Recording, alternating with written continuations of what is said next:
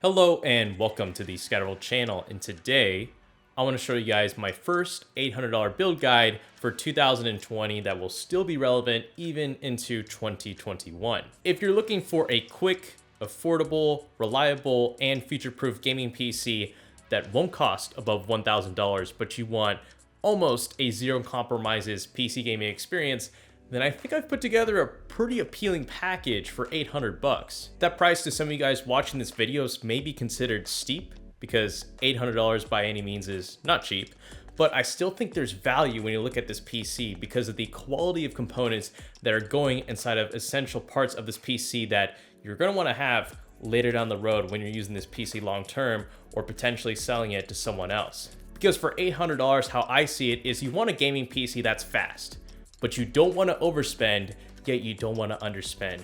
So if you're in that category, I again think this PC is going to be great for you. If you're planning on buying a 1080p 144Hz monitor for your PC gaming setup with this PC, then I'm happy to report that a lot of the popular games that you want to play at a high frame rate like Fortnite, CSGO, Apex Legends, Valorant, and Overwatch will all run at a stable 144 frames per second plus with pretty decent graphical settings. Because of my other budget PC build guides can achieve similar frame rates, but you usually have to sacrifice on the graphical fidelity, whereas with this $800 computer, you don't have to do that. And finally, the last point I just want to make about this PC is don't compare it to a pre-built. It's going to destroy anything for the same price, if not by about $250 more.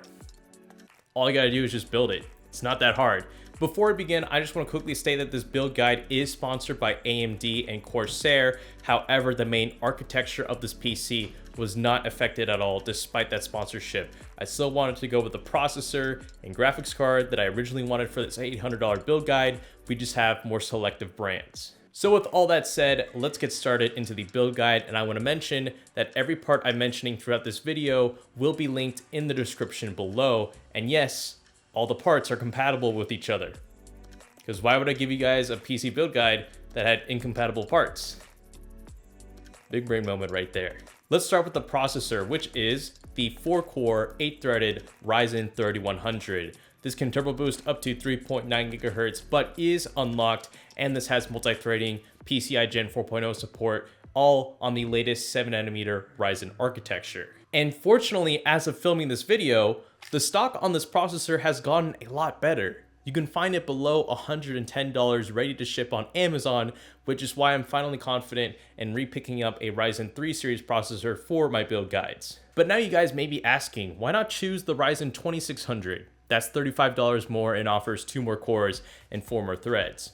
Well, here's why. The Ryzen 3100 is a 3rd gen processor which sports AMD game cache, designed for faster cache memory and Ryzen advanced memory profiles that will allow for higher memory overclocks for even more frames per second, all of which in my Ryzen 3100 review showed its performance to be on par or even slightly better than the 2600 despite the 2 lesser cores and 4 lesser threads, while again costing a lesser price. So it's more bang for your buck going with this Ryzen 3100.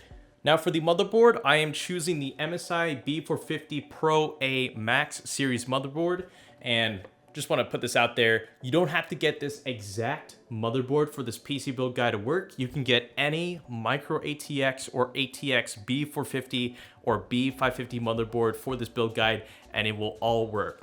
But there is a reason why I chose this board over some others. That being, it's a Max series motherboard from MSI, which are designed to be better prepared for any future 4th gen Ryzen processor upgrades that most other regular B450 motherboards won't be able to support as well. And that is all thanks to its larger 32 megabyte BIOS chip versus 16 megabytes on regular B450 motherboards, a BIOS flashback button, which is ready to flash your 4th gen Ryzen processor without actually having to have like a 3rd gen processor in the motherboard presently, and improved VRM performance for cooler overall temperatures in your system. But it's also got 4 fan ports on the motherboard if you wanted to hook up 4 separate fans without using a fan controller, and it's got a single 12-volt RGB header near the top right of the motherboard if you say you wanted to use like an RGB cooler or like a 12-volt RGB light strip like what I have here. And yeah, this motherboard doesn't have built-in Wi-Fi, but to solve that, you can just pick up a $30 Wi-Fi 6 card like what I have here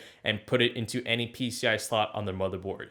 That way you can get Wi-Fi on the motherboard for an inexpensive price, and it's not a big deal or big fuss. Now for the next section, when you think of Corsair memory, like their SSDs and RAM, you usually think of their high-end stuff like their PCI Gen 4.0 M.2 SSDs or even their Corsair Dominator RGB RAM kits that all go for expensive prices. But I want to highlight in this build guide are there more budget options that still offer great performance but aren't going to break the bank. And one of those is their 16 gigabyte Corsair RAM Vengeance kit. This runs at 3200 megahertz at a cache latency of 16, and it's going to be perfect for our 3rd gen Ryzen processor when we enable this in the BIOS to its XMP profile. That way you can get the full usage out of this RAM while only paying about $66 out of our pocket for 16 gigabytes of RAM, which will be more than enough for your basic gaming PC that'll still be pretty good for another like 4 to 5 years into the future. And now for the memories, like our hard drive or SSD or M.2 SSDs, what we're going to be storing Windows and our games on,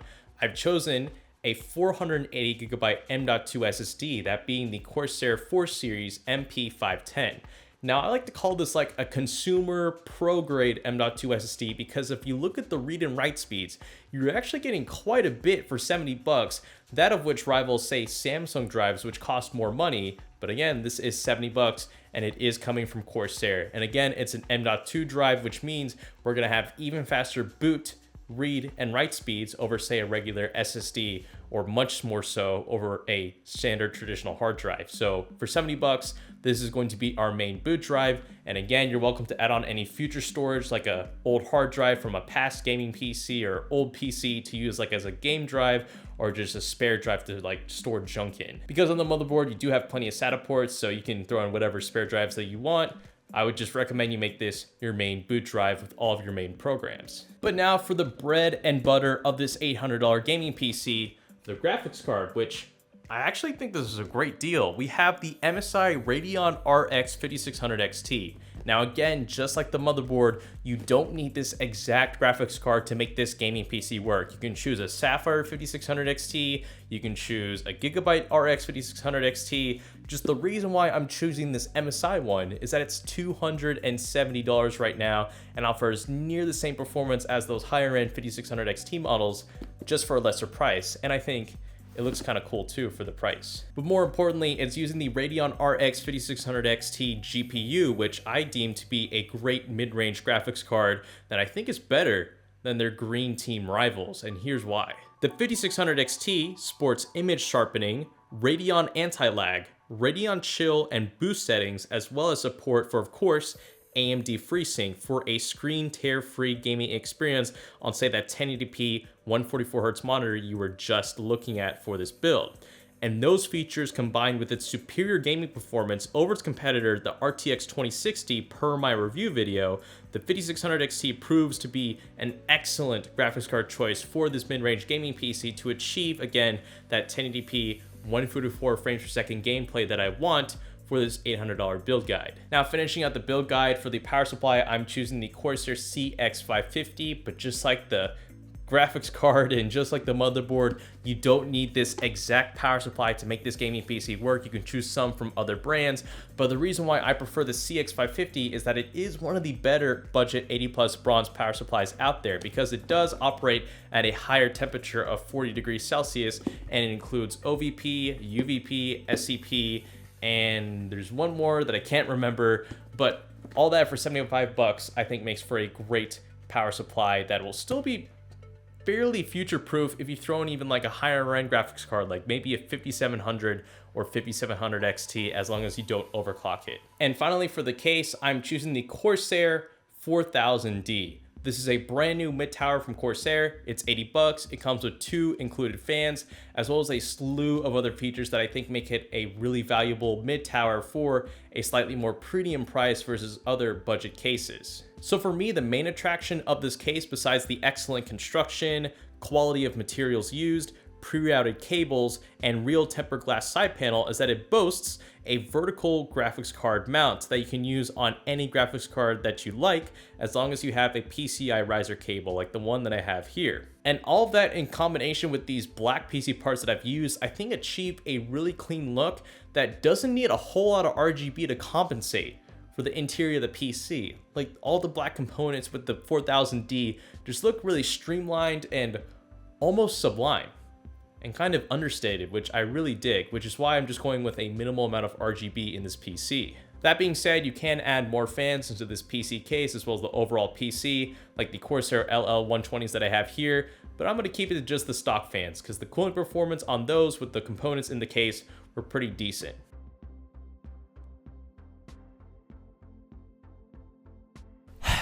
So I heard you want to stream. Yeah, and guess what? This PC can actually do it pretty good, despite not having an NVIDIA graphics card or like a 6 or 8 core Ryzen processor.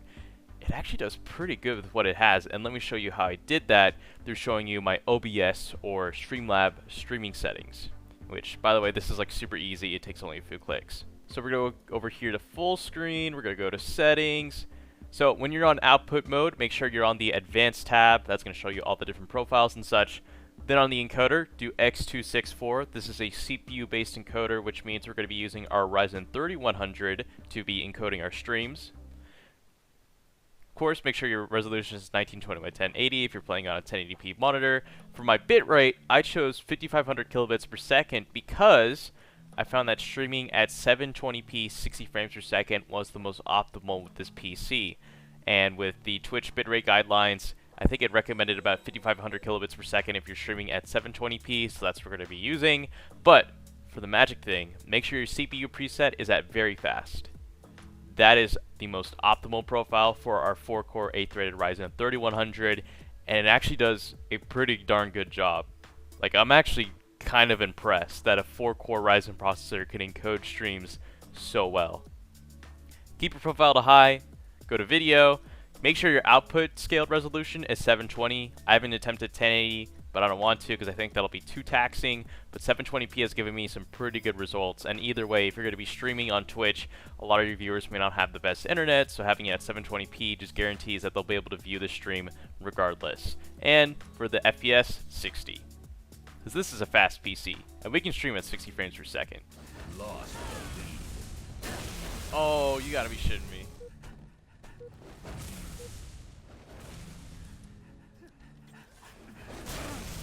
How?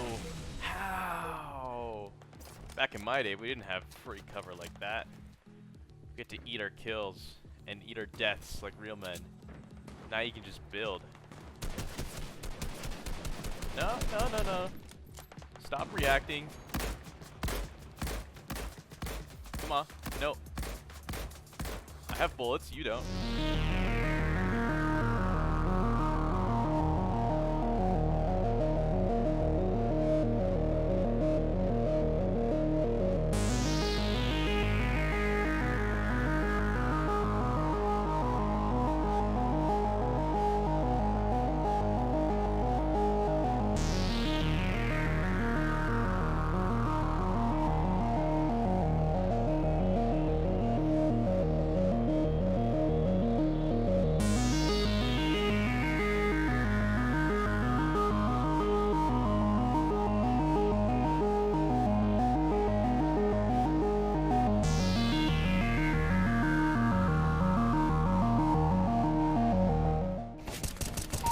Yes. Yes. Wait. Oh, yes, a third one.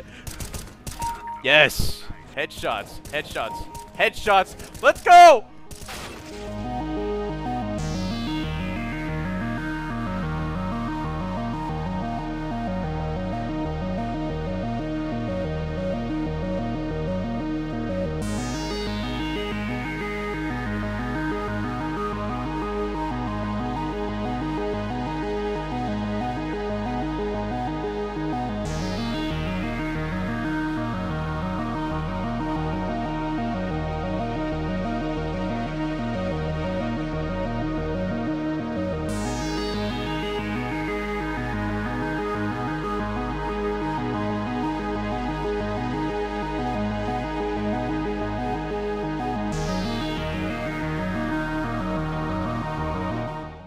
Easy, easy, easy, easy. Easy, boys. Easy, easy, easy. Oh, no, no, no, no, no. Go, go, go, go, go. Turn right and amaze at Connor's hard work, please. What did Connor make? Oh. Oh, that is gnarly.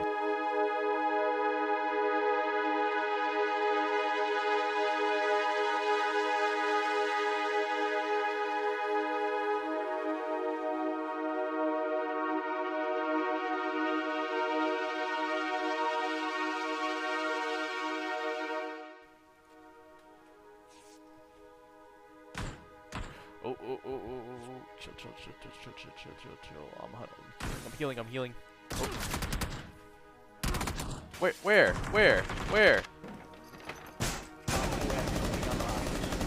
Oh, what the heck? My man just ate some bullets. Easy.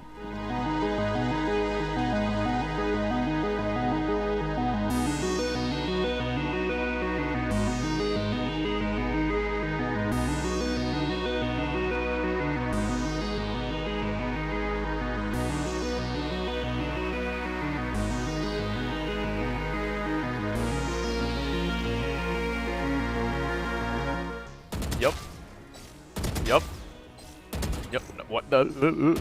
Yep. Nope. Yup. No. What?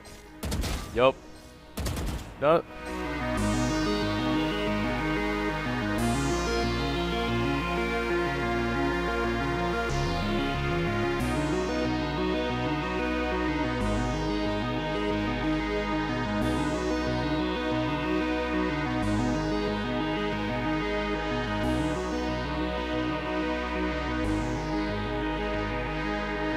So those were the benchmarks. Hope you enjoyed them. But now let's talk about the things that I liked and didn't like about this $800 gaming PC. And I'll start with the things that I didn't like. First of all, that vertical graphics card mount is nice. It looks pretty. It gives a much more premium vibe to an $800 gaming PC. However, that sort of configuration for a graphics card does restrict its performance because of the thermal cooling capacity that is available and that small of a gap between the front panel and the graphics card. Even with the fans running at 100%, that graphics card is going to struggle to get air into the actual chip to cool it off, which means you could possibly have overheating on that 5600 XT, which means it'll downclock its processor to compensate for the increased heat so it doesn't damage itself. Which again, you can solve that by just putting the graphics card in the regular PCI slot on this PC if you wanted to do that, but it kind of defeats the purpose of, again, that main attraction that I found in the 4000D case, which was having that vertical GPU mount. But besides that though, this gaming PC can stream quite decently, but not, of course, the best in its category. If you wanted that, I recommend a multi-core processor like the Ryzen 3600 with more cores and more threads, which will help out that X264 stream encoding if you were to, like, say, apply a higher preset like an OBS to get a better stream quality. But I still think the Ryzen 3100 is decent, because while gaming, a lot of our load is going to be on the graphics card over the processor. And besides those two cons, I really have no other complaints with this $800 gaming PC, because the main objective was to get you 1080p 144 frames per second gaming at a cost that isn't overspending, so not above $1,000, but isn't underspending. So I think this $800 mark is the sweet spot. That Ryzen 3100 we got for below $110, and the RX 5600 XT we got for $270, I think make for a really killer CPU and GPU combo that both cost below $400, and it's just giving us so many frames per second at that price. So I'm really satisfied with that combo. It's doing a really excellent job in the benchmarks. So to wrap up this video, if you wanted a no compromises gaming PC, I think this is it. Even if you put that graphics card in a vertical GPU mount, I think you're still getting quite respectable frames per second.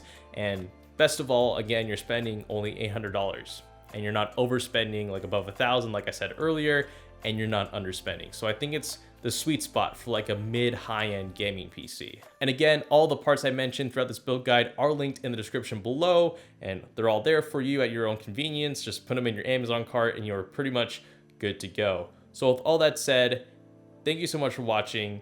And if you want to become more involved with the Scatterable channel, I do have a Discord, Twitter, Instagram, TikTok, and Twitch channel. I have those social medias linked below. And yeah, if you enjoy PC build guides, you're going to want to subscribe, because more of them are coming up, especially with RTX 3000 and 4th gen Ryzen. So that is all for today's video.